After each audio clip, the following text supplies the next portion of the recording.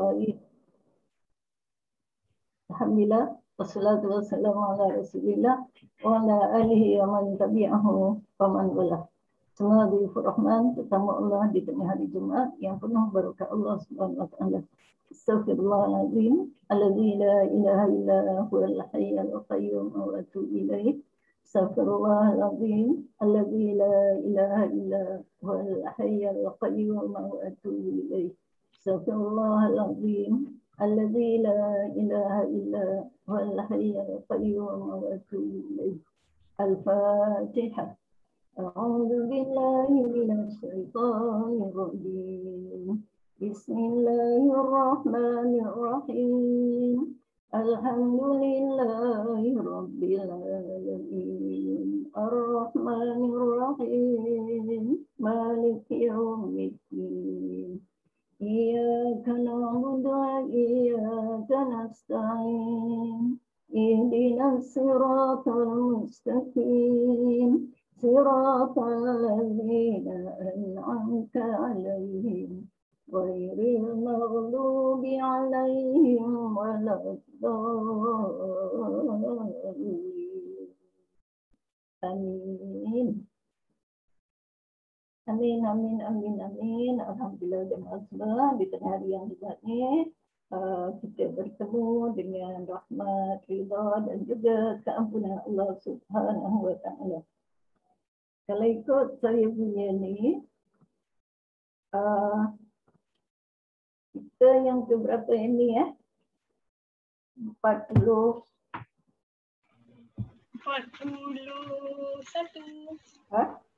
41 tapi dah macam dah baca separuh ataupun sudah 42 aneh. Sudah ke 42. Kalau ikut saya tanda sampai muka surat 444. 444. So kita nak sambung juga.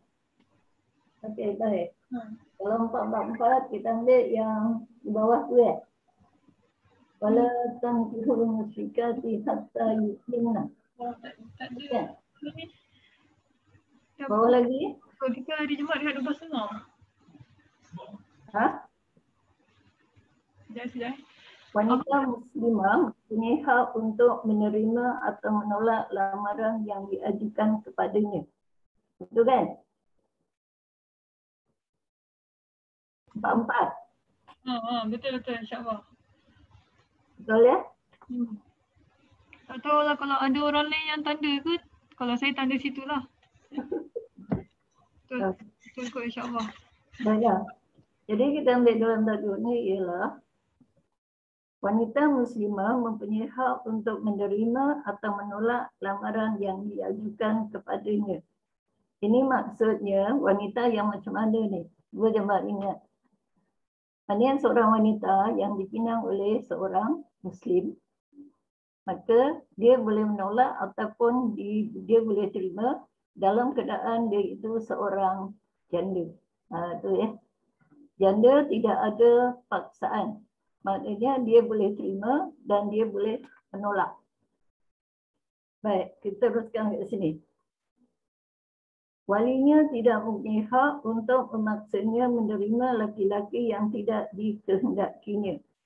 Dia juga tidak boleh melarangnya untuk kahwin dengan laki-laki yang disukainya.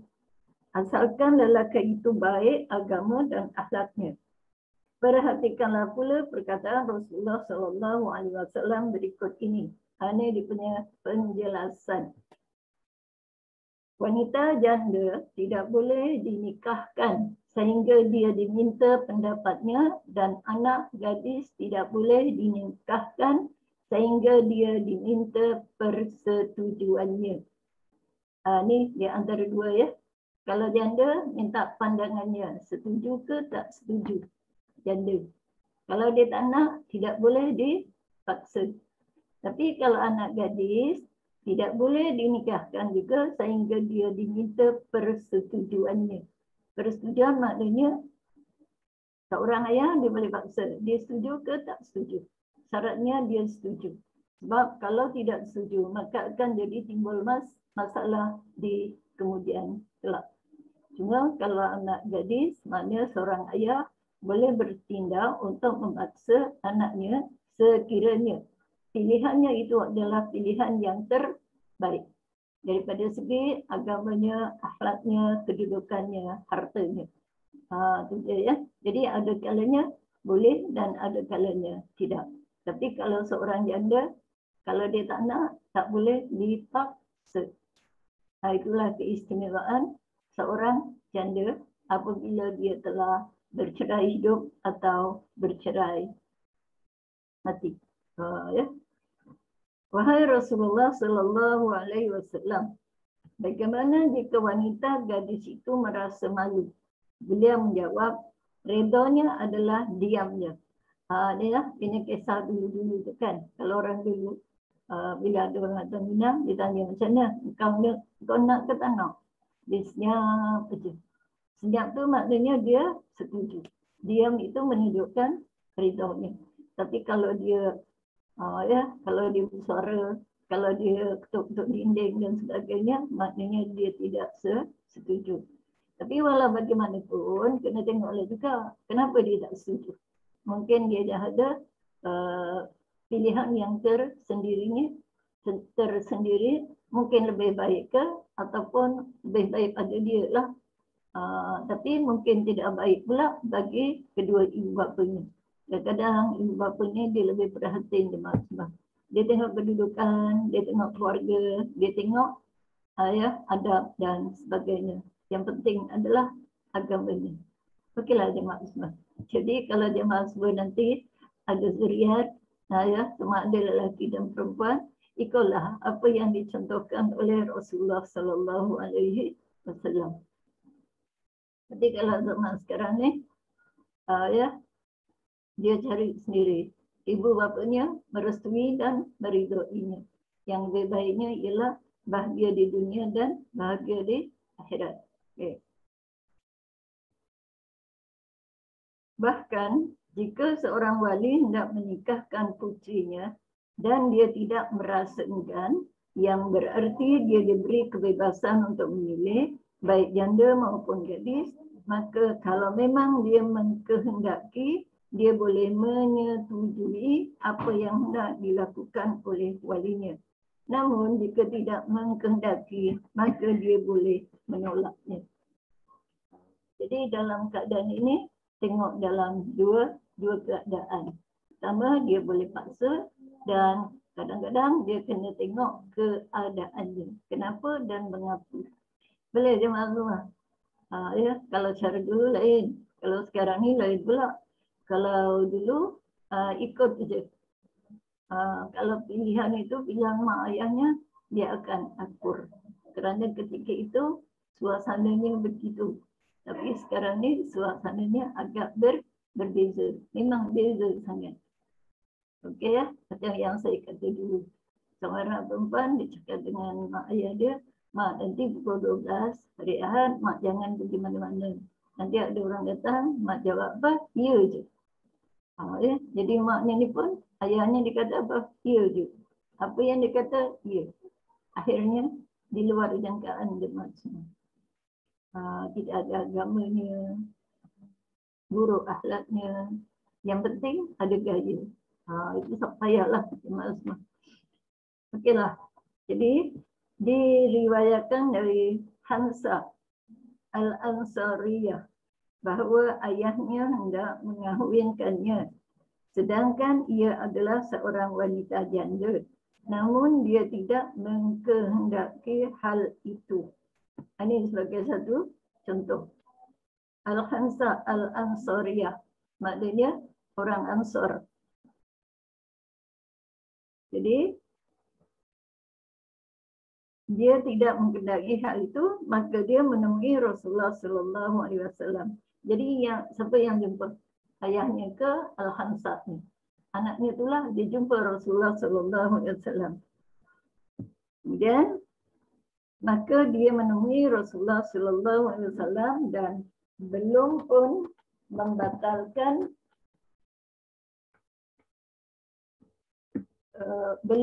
membatalkan pernikahan yang hendak dilaksanakan ayahnya. Begitulah wahai saudari muslimahku, Islam mengajar kepada kita bahawa anak gadis tidak boleh dinikahkan kecuali atas kehendak dan persetujuannya. Ya, ini kalau anak yang belum berkahwin. Sikap diamnya sudah cukup untuk mengungkapkan perkenannya. Sebab sebagaimana yang sudah diketahui, rasa malu menghalangnya untuk mengungkapkan apa yang dikehendakinya. Maka bukti kesukaan dan kerelaannya adalah diamnya. Jadi dalam kata-kata ini jemaah semua, jadi tengok keadaan. Ada kalanya boleh dipaksa dan ada kalanya tidak boleh dipaksa. Kalau dipaksa itu mendatangkan satu kebaikan, maka itu adalah lebih baik. Jadi jawapannya adalah bertolak ansur. Tapi kalau suasana sekarang, kalau dipaksa, maka jawapannya rumah tangga akan kocar kacir. Wallahu a'lam. Kalau bagaimanapun, terserahlah kepada apa yang telah ditentukan oleh Allah Subhanahu wa Ta'ala. Kadang seorang ayah, ibu ayah dia akan menentukan, itu mungkin lebih baik. Cuba tanyalah jemaah semua, macam mana? Ya, ketika nak dipinang, ketika nak dinikahkan, tanya kat sebelah pula, tanya kat Suraya, ada tak dia macam mana? Okey, baik. Kita tengok kat sini. Umar al-Khattab radhiyallahu anhu melihat bahawa ibu boleh bermusyawarah dengan anak putrinya serta mendengar pendapatnya. Maka dia berkata, mintalah pendapat kepada para wanita tentang anak-anak perempuan mereka. Jadi di antara ayah dan ibu, maka adalah lebih dekat sekiranya isteri ataupun seorang ibu yang memberikan pandangan mengenai dengan kedudukan anaknya. Jadi maknanya seorang ayah dia tak bolehlah memaksa. Kena tengok dulu kerana dia menentukan untuk kehidupan masa depannya.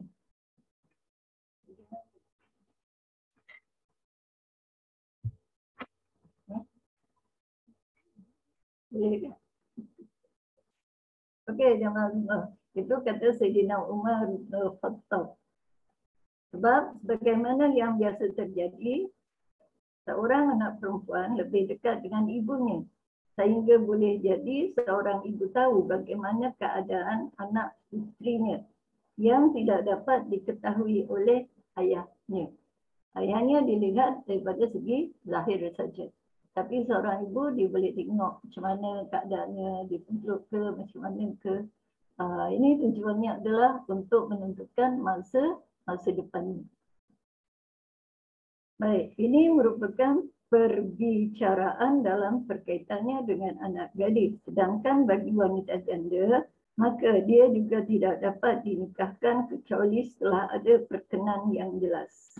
Jadi jawapannya kena ada keridaan.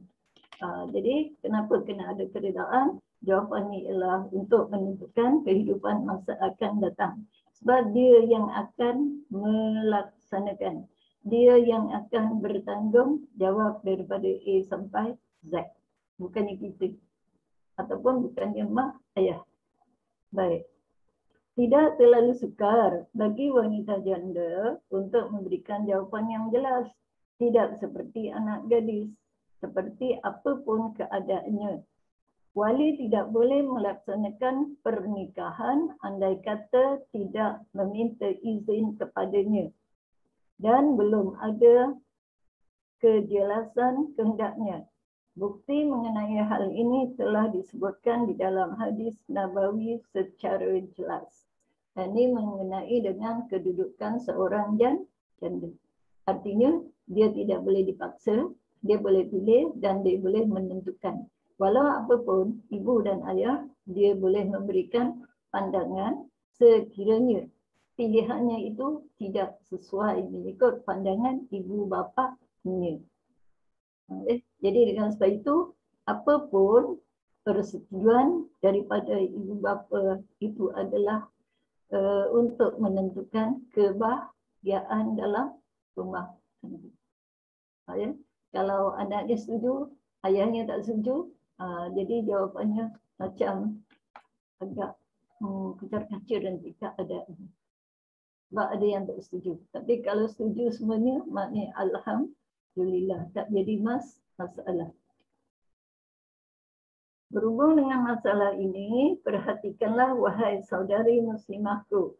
Perkataan Ibnu Qayyim rahimahullah. Sesungguhnya wanita yang sudah balik dan berakal, maka ayahnya tidak boleh membelanjakan sedikit pun dari hartanya kecuali mendapat keridaannya. Dan dia tidak boleh memaksanya untuk mengeluarkan sedikit pun dari harta itu tanpa keizinannya. Bagaimana mungkin akan dikeluarkan harta miliknya tanpa redanya? Sudah diketahui bahawa membelanjakan wangnya tanpa ridhonya jauh lebih mudah dari menikahkannya dengan orang pilihannya sendiri. Ini daripada segi hukum jamaah semua. Wanita yang sudah balik dan berakal. Jadi maknanya dia ada sumber yang sendiri. Seorang ayah tak boleh ambil duit. Seorang ibu tak boleh memaksa untuk menggunakan wangnya. Kerana itu adalah miliknya. Itu ya jemaah semua. Jadi kalau harta itu adalah miliknya, kita tidak boleh menggunakannya. Apalagi untuk memaksanya untuk kehidupan masa akan datang. Maknanya kehidupan dalam bentuk keluarga. Maka dari itu, Islam melarang para orang tua membelenggu wanita dan menghalangi mereka untuk berkahwin atau menikah. Padahal ada laki-laki yang baik akhlak dan agamanya yang melamarnya. Jika seorang wali menghalangi haknya untuk nikah, berarti dia telah menghalangi hak yang telah diperbolehkan baginya. Ini maknanya apa? Kalaulah anak perempuannya itu, dia ada pilihan. Lepas tu, daripada segi agamanya, kedudukannya, keturunannya adalah keturunan orang yang baik-baik, maka seorang ayah, seorang ibu ayah, dia tidak boleh menghalangi. Maknanya seharusnya dia menyetujuinya. Ya, kadang-kadang masalahnya masing-masing ada pilihan. Ayah maknya ada pilihan. Kemudian anaknya pun ada pilihan. Mak ayahnya ada pilihan kawan dia. Yang anaknya dia ada kawan sekolah ni. Jadi maknanya istikharahlah kesimpulannya. Artinya tidak ada paksaan. Kerana bila dipaksa, kehidupan akan datang akan tidak baik ataupun mendatangkan kucar-kacir dalam rumah tangga. Ya. Jadi jawapannya itu adalah amanah semua. Baik. Diriwayatkan dari Al-Hasan tentang firman Allah, maka janganlah kamu menghalang-halangi mereka untuk berkahwin. Dalam ayat yang telah lepas, dia berkata, aku diberitahu Muqil bin Jasar bahawa ayat tersebut turun tentang dirinya. Dia berkata, aku menikahkan saudariku dengan seorang laki-laki yang kemudian dia menceraikannya. Sehingga tatkala masa iddahnya sudah habis, lelaki itu melamarnya kembali. Lalu ku katakan kepadanya, dulu aku menikahkanmu, menyediakan tempat tidurmu, memuliakanmu. Kemudian engkau menceraikan istrimu dan kini engkau datang kembali melamarnya. Tidak, demi Allah, dia tidak akan kembali lagi kepadamu selama-lamanya. Padahal orang itu baik akhlaknya. Sementara itu, wanita juga menghendaki lelaki itu rujuk kepadanya. Maka turunlah ayat mengenai hal ini. Ini apa ceritanya jemaah semua? Jadi, dia dah kahwin dua. Lepas tu, dia cerai. Lepas dia cerai, dia nak kahwin semula. Siapa yang nak kahwin semula? Dia nak kahwin lagi dengan perempuan tu. Tapi sebabnya, maknanya kalau dia setuju, teruskanlah. Kalau tak setuju, kadang-kadang ada macam tu kan, dah dicerai, lepas tu dia dah kahwin dengan orang lain pula, jadi yang isteri dah janda lama dah, lepas tu dia berbalik lagi. Mungkin dilihat dari segi kebaikan antara satu dengan lain. Itu yang dinamakan dalam masalah ini adalah masalah yang agak sulit jemaah. Jadi kalau misalnya dah diceraikan, kemudian suaminya nak balik. Kalau dia nak balik, tengoklah isterinya nak ke tak nak. Kalau dia nak, boleh diteruskan. Jangan dihalang dia. Itu yang turun ayat yang sebelum itu. Maknanya dalam situ disebut, maka jangan dihalang dia. Maksudnya ayahnya tidak boleh menghalangnya untuk berkahwin semula dengan bekas dudanya. Dudanya maknanya suami dia yang dulu. Maknanya biarlah dia berkahwin semula. Mungkin itu lebih baik baginya. Boleh, Mak Azma? Baik. Ustazah boleh tanya? Sekarang aku akan melaksanakannya, wahai Rasulullah. Beliau berkata, nikahlah wanita itu dengan laki-laki tersebut. Jadi maknanya, bila bercakap dengan Rasulullah, maknanya kalau begitu, kalau janda kau tu setuju, kau kahwinlah balik dengan dia. Ada tak berlaku dia maksud? Ada kan? Benda-benda ni sebenarnya boleh berlaku dalam sekelip mata. Ada yang cerai 2 kali, dah kahwin dengan orang lain 2 kali. Dia balik lagi dengan isteri yang pertama. Kebetulan isteri yang pertama tu dia tak kahwin. Maknanya dia kahwin yang pertama, dia relax je, dia lagi tenang. Lepas tu suaminya dah kahwin dengan orang yang kedua, orang yang ketiga, tapi semuanya cerai. Mungkin cerai mati ke, ataupun mungkin cerai hidup ke. Last sekali dia kahwin balik dengan isteri yang pertama. Itu menunjukkan apa? Itu adalah ketentuan jodoh yang telah ditentukan oleh Allah Subhanahu wa taala. Okey, jemaah semua. Baik. Ustazah, Ustazah, saya nak tanya, kalau macam pernah berlaku lah ni dalam extended family cousin, kalau macam anak buah ni dia memang kahwin dengan duda lah, tapi kira sebelum tu ayah maknya nasihat tak payahlah kahwin, nanti ada complication kan, sebab yang isteri pertama pun ada anak. Macam itulah, macam mak ayah boleh nasihat ke? Kalau tadi kata pilihan anak tak jangan halang kan. Jadi dalam situasi tu macam mana? Sebab akhirnya duda tu datang berbaik balik semula, janda tu datang berbaik balik, kemudian yang anak buah ni bercerai lah. Kalau nak kira orang tua kan, dia lebih makan asam garam, jadi dia nasihatkan anak dia janganlah kahwin dengan duda, nanti masalah akan timbul. Memang timbullah masalah. Jadi boleh ke campur tangan? Yang dia nak kahwin tu dengan anak dara lah ya? Anak buah tu anak dara lah. Okay. Sebab masa tu dah pisah dah. Tapi rupanya isteri pertama tu tak tahu, dia tak mau lepas lah. Masa tu dah memang dah berpisah dah dengan suami. Yang first wife dah berpisah. Suami tu dah lama dah. Kemudian dalam 2 tahun tu dah jumpa orang lain, kahwin, dia anak buah lah kan. Tapi kira keluarga mula-mula tu keberatan lah juga, sebab anak dia pun seorang tu je perempuan, dan dia takut masalah timbul kebelakangan. Dan betul lah jadi, kira si isteri pertama, macam yang dah divorce tu datang balik, dia datang balik, so yang anak buah tu tarik diri lah, tak naklah kacau rumah tangga kan. Dah berlaku ke belum? Dah kahwin ke belum? Yang mana? Ada kahwin semula lah kira. Jadi yang anak buah tu berpisah lah. Berpisah secara baik lah. Tapi kira macam itulah situasinya. Kalau macam orang tua nasihat jangan. Tapi sebab dia dah kata tak apa, macam insyaAllah dia akan jaga baik. Tapi malangnya isteri yang bekas isteri tu. Bekasnya pula. Jadi kadang-kadang kan macam-macam buatan orang lah apa, untuk bila dah tahu suami tu kahwin balik lebih-lebih lagi kalau ada lah sikit harta tu, dia mulalah nak itu masalah lah sebenarnya. Jadi baik-baik.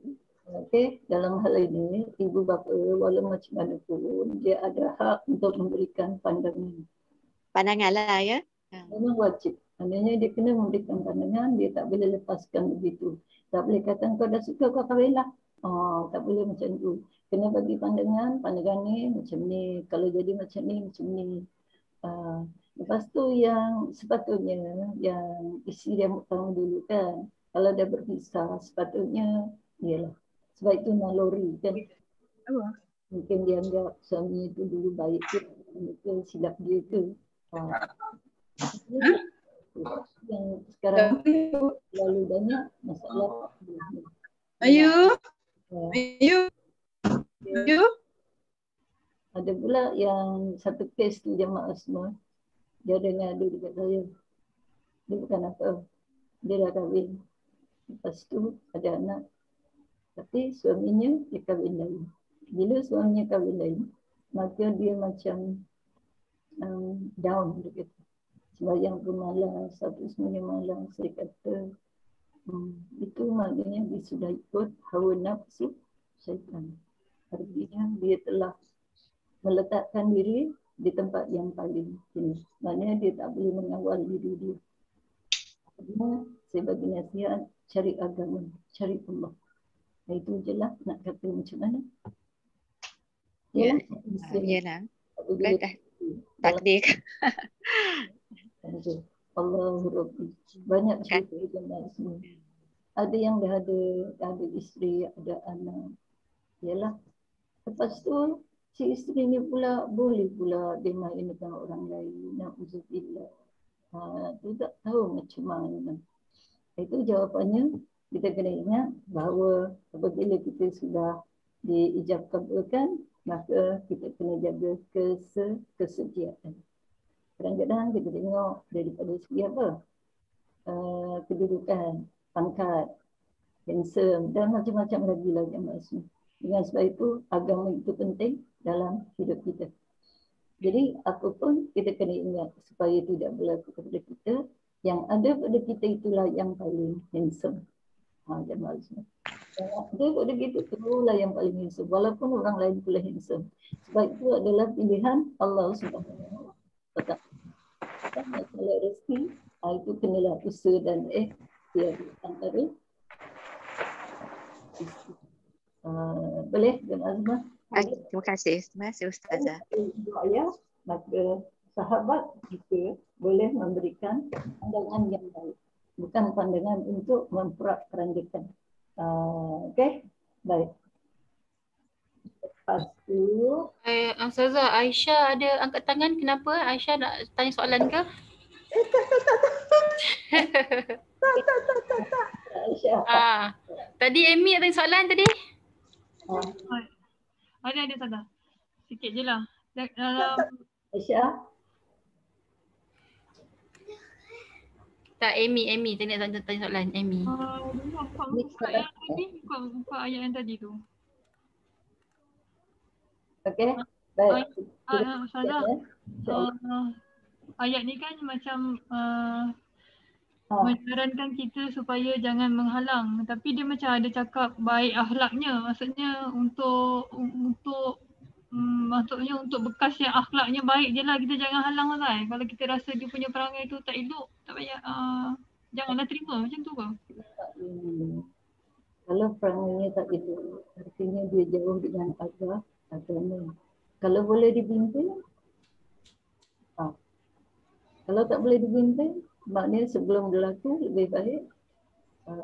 Sebab itu dalam ayat Quran disebutkan lelaki yang soleh untuk wanita yang soleh, wanita yang jahat untuk lelaki yang jahat.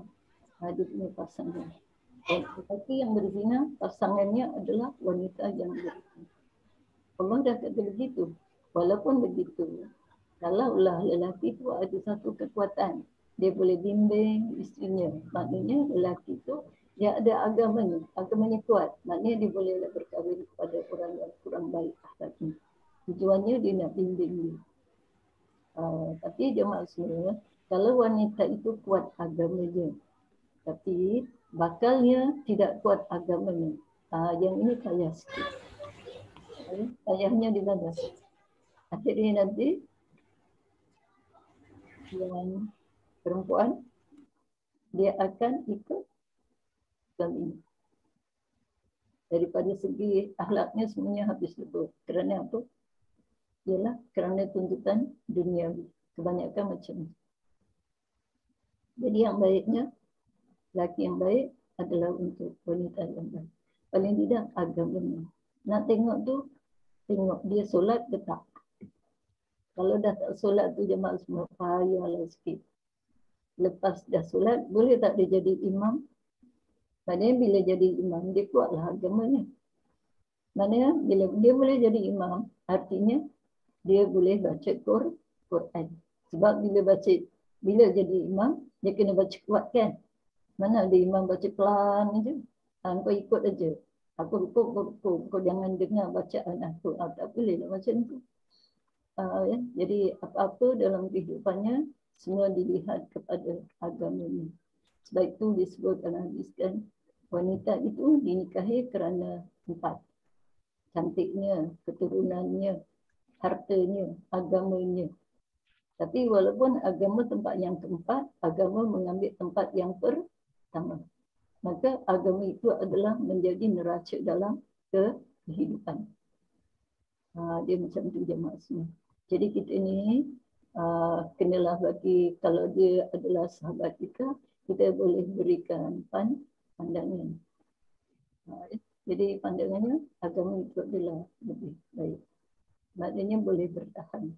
Lagi pula zaman-zaman akhir ni kan, zaman-zaman sekarang ni, Masya Allah, ya, dengan dunianya, dengan yang akan datang ni nanti dengan dajalnya, aduhai, dengan ujian-ujiannya. Okey, baiklah. Jadi dengan sebab itu, selain daripada ibu bapa, kalau kita sebagai kakak, sebagai keluarga, maka kita juga boleh memberikan pandangan. Bukan dalam masalah aku love dia. Ya. Love tu mana terlalu sayang dengan dia. Kalau sayang, kena cari juga didik agamanya. Kalau dia boleh ikut, okey, boleh diteruskan. Okey, Mak Semua, boleh? InsyaAllah. Dan dari hadis ini kita dapat belajar bahawa Islam berusaha untuk tidak menzalimi anak perempuannya dan menghalangi mereka untuk menikah selagi ada kelayakan untuk itu. Maksudnya kita tidak boleh halang. Cuma sekadar memberikan pandangan nasihat untuk masa depan dia. Kita juga dapat mengambil pelajaran bahawa wali dalam pernikahan juga begitu penting. Wali siapa? Mak ayah dia. Kalau tidak, maka lafaz menghalangi di sini tidak memiliki makna apapun. Sebab andai kata wanita tidak dapat menikahkan dirinya sendiri. Sebab andai kata wanita tidak dapat menikahkan dirinya sendiri, tentu dia akan melakukannya dan tidak perlu meminta pendapat saudaranya yang menjadi wali dari orang tuanya dan mengambil alih kedudukannya. Ini maknanya. Sebab itu, kalaulah wanita, dia boleh mengawinkan diri dia sendiri, tak payah wali, ya Rabbi. Jadi macam ayam lah dia maksudnya. Ya, dia nak, dia kahwin. Dia tak nak, dia tinggal. Okey, dia maksudnya. Lain macam di Indonesia tu kan, istilahnya kahwin tangkap lah. Namanya kahwin tangkap. Dia cari-cari, dia dapat ditangkap. Istilahnya tangkap. Lepas tu dia jumpa mak ayah dia pun kahwin. Akhirnya dia tak suka, dia tinggal lah.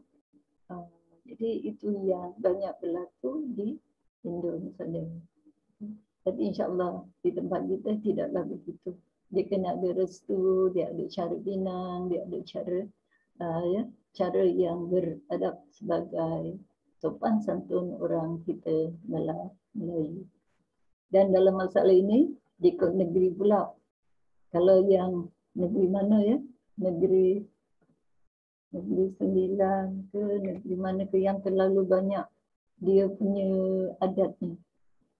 Ya. Bila nak kahwin tu ada buka 1 pintu, 2 pintu, 3 pintu.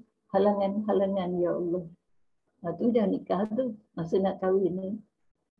Okay. Jadi itu mengikut budaya. Tapi sebenarnya kalau mengikut Islam, maknanya ikut secara pernikahan yang telah dipersetujui, maknanya dia kena ada seorang lelaki, seorang perempuan. Maknanya bakal pengantin lelaki, bakal pengantin perempuan.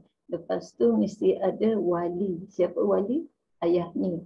Kalau tak ada ayahnya, waliha hakim. Ayah ataupun abang dia. Kemudian ada 2 orang saksi. Saksi tu kena tengoklah. Jangan saksi main tangkap saja. Ni sama-sama berlakon, tiba-tiba saksinya juga seorang pelakon. Akhirnya macam mana dia maksud? Jadi saksi itu adalah mesti seorang yang adil. Adil itu maknanya beriman, jaga ibadatnya, ya, kewarakannya, bukan peminum, bukan penjenayah dan sebagainya.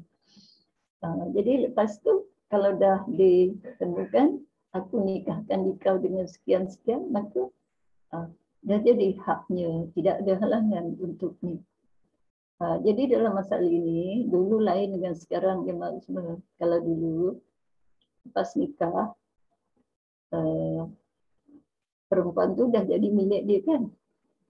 Dia akan balik, lelaki tu dia akan balik ke rumahnya sehingga tempoh yang dijanjikan. Katalah dia nikah bulan 1. Dia punya majlisnya bulan 3. Maka selama 1 sampai bulan 3 dia tak jumpa. Kenapa? Sebab adat ketika itu, sebelum dikenduri ramai-ramai, tak boleh jumpa. Itu salahlah pula. Tapi yang sekarang ni kan, kalau dah nikah, dia punya. Dia terus sambil, dia bawa. Itu terpulang. Itu dah jadi miliknya. Yang majlis ramai-ramai itu cerita lain. Lagi pula zaman-zaman COVID ni kan.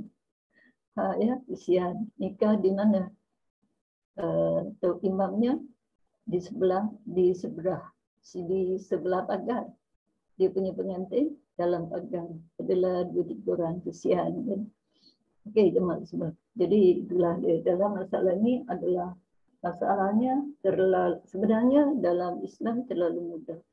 Tapi dia punya pelaksanaan menjadi sukar apabila tidak ada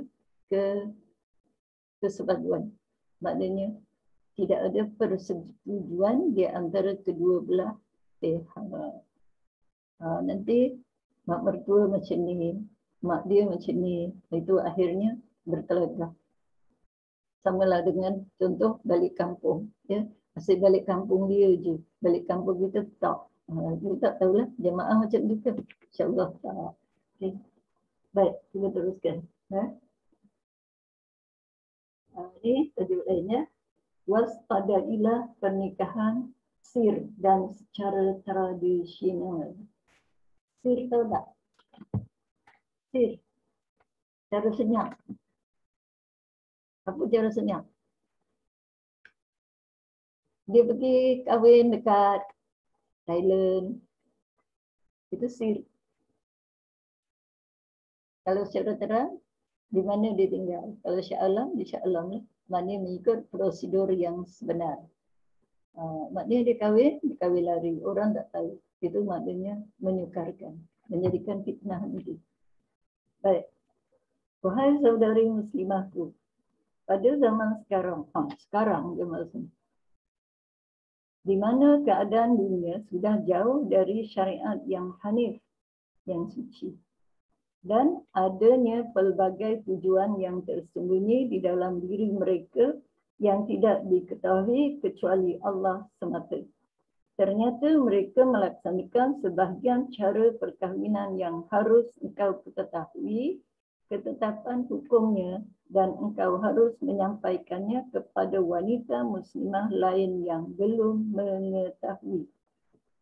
Ada 2 jenis pernikahan yang harus diwaspadai.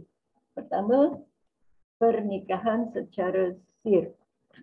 Pernikahan yang hanya diurus oleh suami dan isteri tanpa kehadiran para saksi dan tidak diketahui oleh seorang pun serta tidak dibukukan dalam buku catatan rasmi SIR. Jom kita pergi ke mana? Pergi dekat hadnya. Kat sini senang. Bayar aja RM80, okey sah.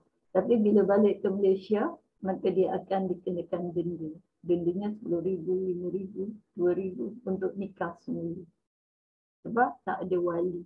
Walinya wali dia lah. Contoh je mak semua, macam orang Indonesia kan. Kalau dia datang ke Malaysia ni, dia kahwin bersama dia dengan kawan dia tu jadi wali. Ya. Maknanya dia tidak didaftarkan. Itu lagi bahaya jemaah semua. Kenapa bahaya? Bila berlaku sesuatu, maknanya sukar nak diselesaikan. Keluarga tak tahu. Kemudian dia duduk sama tapi jauh daripada mak ayah. Mak ayah pun tak tahu. Tiba-tiba anaknya dah besar-besar. Lepas tu berlaku kematian. Ada anak pula. Lah, ni anak siapa? Okey, jemaah semua. Itu maknanya kahwin sir. Mana orang lain tak tahu. Kawan-kawannya pun tak tahu. Kadang-kadang ada seorang dua yang tahu. Okey. Baik. Lalu keduanya hidup bersama dengan urusan keduanya yang tidak diketahui secara jelas oleh orang lain. Para fuqaha ni maknanya ahli-ahli fiqh, telah sepakat bahawa perkahwinan seperti ini adalah batil kerana tidak adanya syarat sahnya kehadiran para saksi. Jika para saksi ada dan apabila mereka diberitahu tentang pernikahan itu, maka pernikahan tersebut sah.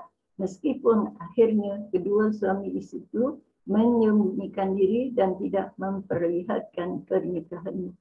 Jadi kalau mengikut fuqaha, pernikahan secara sir tidak sah. Sebab dia tidak mengikut kepada peraturan syarak. Tapi yang sir yang dekat di hadnya, dekat apa tu kan, dia ada saksi. Saksi daripada pihak dia lah. Kemudian wali daripada pihak dia. Wali yang diupah. Wallahu a'lam. Jadi macam mana pun, peringkatnya kalau dikira dunia sah. Cuma kalau ikut undang-undang jabatan negeri masing-masing, pernikahan itu dia kena nikah semula. Dan yang itu dianggap tidak sah. Sah di sana, tapi sampai ke Malaysia, dia kena kahwin sendiri. Maknanya memperbaharui nikah. Jadi kalau boleh dia elakkanlah daripada zuriat keluarga kita, daripada kahwin sir. Dan kebanyakannya yang kahwin sir ni siapa? Mereka yang nak berkahwin lebih dari satu. Ya? Orang Selangor, tapi dia lari dekat Kedah sana. Sir juga namanya. Dia tak tahu. Tahu-tahu dah ada anak. Tahu-tahu bila berlaku sakit, kenapa orang ni datang? Oh, rupanya isteri dia. Wallahu a'lam. Akhirnya berlakulah sesuatu yang tidak baik. Betul tak? Betul je Mak. Okey, baik. Kedua,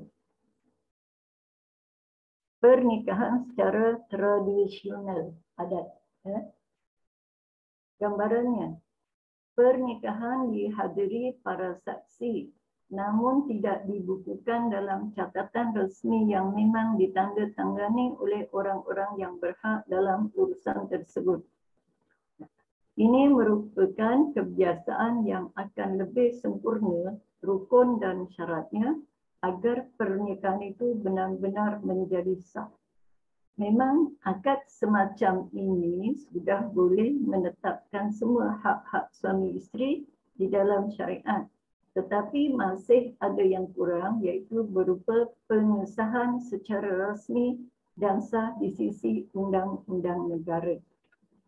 Yang tradisional ni tak payah ada sijil. Okey, dulu memang ada macam tu lah. Tak payah ada sijil. Tak ada sijil ni nikah. Perkahwinannya sah tak? Sah. Cuma tak ada bukti. Bila tak ada bukti, kalau berlaku sesuatu, maka itu menjadi masalah. Okey, jemaah semua yang dah ada, yang dah berumah tangga, ada tak sijil ni? Ada kan? Sekarang ni dia sijil ni dia macam kad pengenalan tu kan? Dia macam berbayar berapa? RM30 tu. Kalau masa zaman saya yang kertas selai itulah. Yang dikeluarkan oleh pihak wakil di daerah masing-masing. Okey, jemaah semua. Dia dinamakan sijil yang menunjukkan ini tandanya kita sebagai suami atau sebagai isteri yang sah. Tapi kalau yang tradisional tu tak payah bukti. Ada ayah, ada wali, ada 2 orang saksi, ada seorang lelaki, ada seorang perempuan dan ada saksi, dah boleh. Tak payah nak buat, tak payah ada apa surat-surat nikah. Tapi kalau suasana sekarang ni kena ada bukti. Surat nikah ataupun kad kan macam lesen memandu, macam kad pengenalan. Betul? Okey, terima kasih. Jadi sebaik-baiknya kita kena ikutlah jalan yang lebih baik untuk menentukan kehidupan yang lebih baik pada masa akan datang.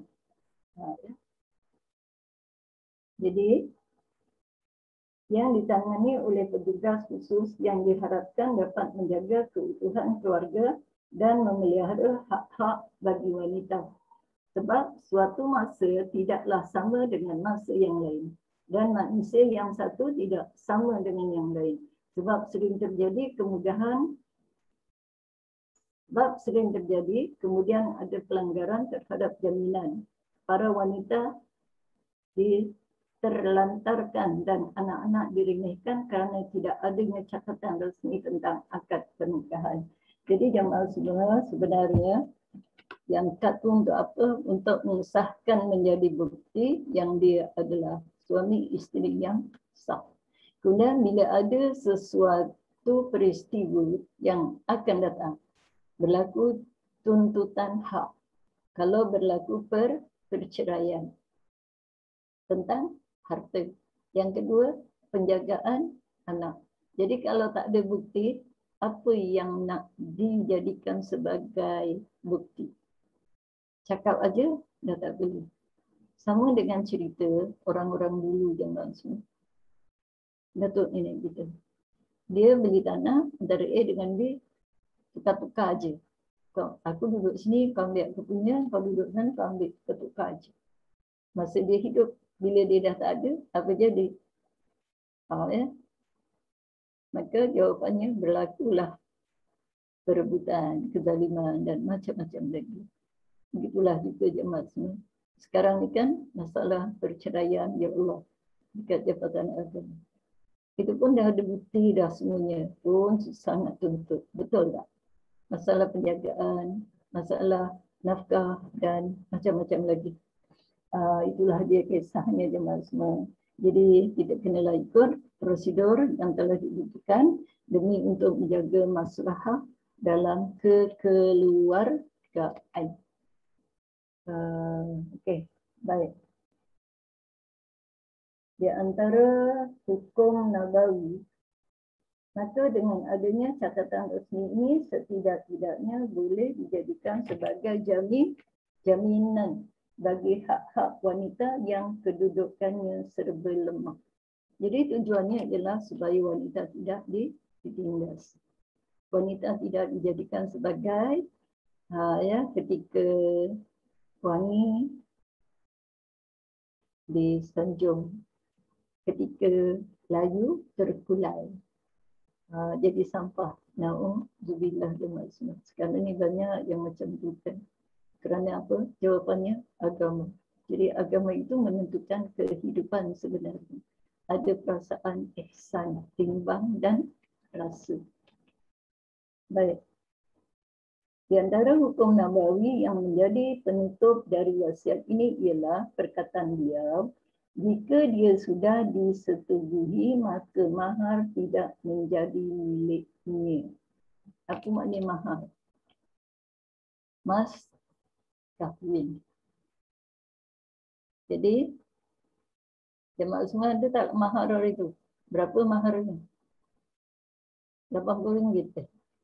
Ke dulu RM30. Sebenarnya mahar tu ialah berapa yang diberikan oleh pihak lelaki, itulah maharnya. Kalau RM8,000, kalau RM10,000, itulah maharnya. Tapi yang disebut ikut negeri masing-masing. Ada yang 30, ada yang 80. Kalau sekarang kita tahu 150 ke 300. Walaupun dia punya biaya semua adalah RM20,000 misal. Jadi itu semua adalah menjadi hak milik bagi seorang perempuan yang dianggap nanti sebagai seorang isteri untuk hak dia. Dan hak itu tidak boleh menjadi hak milik mak ayahnya. Dia maksud kadang-kadang jadi milik mak ayah dia. Kata kau anak aku, kau dah nikah, duit tu mak punya. Tak sebenarnya. Itu adalah untuk jaminan dia menjalani kehidupan yang baru. Okey, baik. Dengan kata lain bahawa mahar pernikahan tidak boleh kembali kepada suami setelah keduanya bercerai. Namun mahar itu menjadi milik isteri dan dia berhak menggunakannya. Dia bercerai, dia minta balik. Bagi balik duit yang dulu hilang. Itu adalah hak dia. Okey, dia maksudnya. Sedangkan perkataan beliau, jika mereka saling bersusih, yang dimaksudkan mereka di sini ialah para wali, iaitu jika mereka saling berbeza pendapat dan berselisih faham untuk menghalangi urusan pernikahan, pengertian lebih jauhnya, jika mereka menghalangi terlaksananya akad, begitu pula yang berkaitan dengan masalah perwalian. Jika mereka saling bersusih. Okay. Dan kesimpulannya di sini, jika begitu keadaannya maka para wali dianggap tidak ada. Tentu saja hal ini dilihat dari segi kemaslahatannya. Jadi maknanya, kalau wali itu siapa? Ayah. Sentiasa berselisih di antara anak, ayah. Apa nak buat? Sedangkan dia nak orang tu. Orang tu adalah orang yang baik dan sebagainya. Tapi ayahnya tolak. Jadi akhirnya apa nak buat? Maka di sini Rasulullah mengatakan apa? Kita boleh cari wali hakim. Tapi kena tengoklah dia punya masalahnya bagaimana. Dan kadang-kadang seorang ayah dia tak nak jadi wali. Kenapa? Dia takut gitu. Jadi yang menikahkan tu orang lain. Jadi kalau bolehlah dia malas semua. Kalau anak kita, maka walinya adalah ayahnya. Itu adalah lebih baik. Jangan cari orang lain. Ini cari orang lain pula. Ayahnya lah jadi wali. Okey. Akhir sekali. Ustazah nak tanya. Minta maaf nak tanya. Tadi yang mahar tu dengan wang hantaran lain kan? Yang sekarang ni wang hantaran ke yang belanja hangus ke 10,000 atau 15,000 dengan mahar. Mahar tu memang dalam Islam ikut pada negeri kan?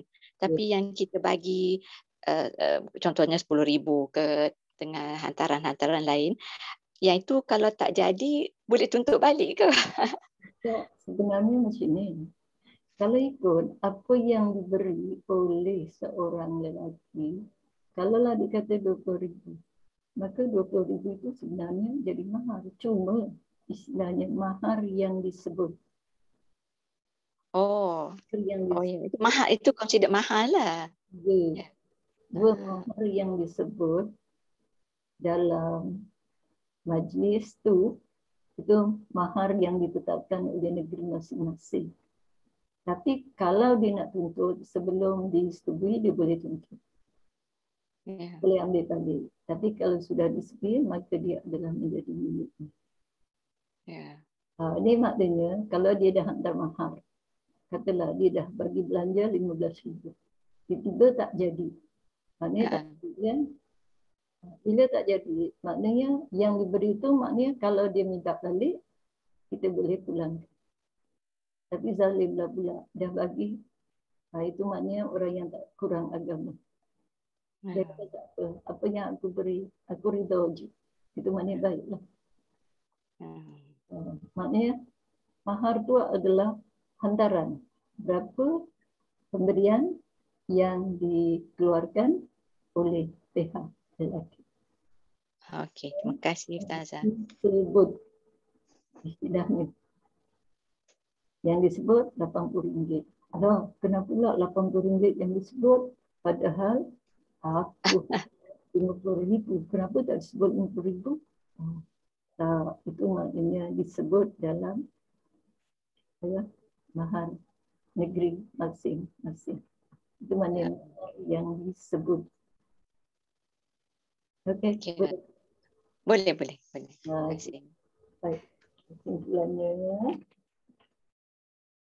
akhir sekali, pemimpin adalah wali bagi orang yang tidak mempunyai wali. Iaitu jika terjadi pencegahan dan penghalangan dari pihak wali untuk pelaksanaan nikah, jadi artinya seakan-akan tidak ada wali, maka pemimpinlah yang menjadi walinya. Kalau tidak ada penghalangan, maka tidak perlu ada perwalian pemimpin. Lagi masih ada wali dari ayah atau saudaranya. Jadi artinya dalam bab ini, wali yang pertama adalah ayahnya, atuk dia, saudaranya, abang ataupun pakciknya. Tapi kalau mereka menghalang, dia tak bagi juga kahwin dengan alasan dia nak supaya kahwin dengan yang dia pilih. Sebab apa? Kayanya, ada pangkatnya, datuk dan sebagainya. Sedangkan yang ini penjual roti je. Tapi amanah, rajin. Ya. Jadi bila dah macam tu, kita boleh pergi kepada wali pemerintah. Itu yang maknanya wali hakim jadinya. Okey, jemaah semua. Jadi dalam bab ini, dalam bab tentang walimah, tentang masalah perkahwinan adalah masalah yang kena berhati-hati kerana ia menentukan masa yang panjang sehingga akhir hayat. Sebab itulah doanya apa? Rabbana hab lana min azwajina wa dzurriyyatina qurrata a'yunin waj'alna lil muttaqina imama. Okey, jemaah semua. Jadi akhirnya pergesiran dalam rumah tangga itu adalah biasa. Apa kata Ramli? Sedangkan lidah lagi tergigit. Apa lagi? Tergigit. Okey, maksudnya jadi kita berhenti setakat ini. Okey, kita dah lebih masa. Alhamdulillah. Kita tutup dengan tasbih kafarah dan suratul asri. Bismillahirrahmanirrahim. Subhanakallahumma bihamdik asyhadu an la ilaha illa anta nastaghfiruka wa natubu ilaik. Subhanaka la ilma lana illa ma 'allamtana innaka antas samiul alim. Allahumma rabbana zidna ilman nafi'a wa alhiqna bis solihin. Bismillahirrahmanirrahim. Wal 'asri innal insana lafi khusr illa allazina amanu wa 'amilus solihat wa tawassaw bil haqq wa tawassaw bis sabr. Wassallallahu ala sayyidina Muhammad wa ala alihi wa sahbihi wa barik wa sallim. Walhamdulillahi rabbil alamin. Akan datang kita masuk dalam wasiat yang ke-42. Jadi sebenarnya ada 50, ada 8 lagi. Jadi kalau dah sampai 50, maknanya khatam dah dengar semua tentang arahan Rasulullah SAW dalam 50 wasiat, insya-Allah. Okey, assalamualaikum warahmatullahi wabarakatuh. Terima kasih, Ustazah. Terima kasih. Terima kasih. Terima kasih.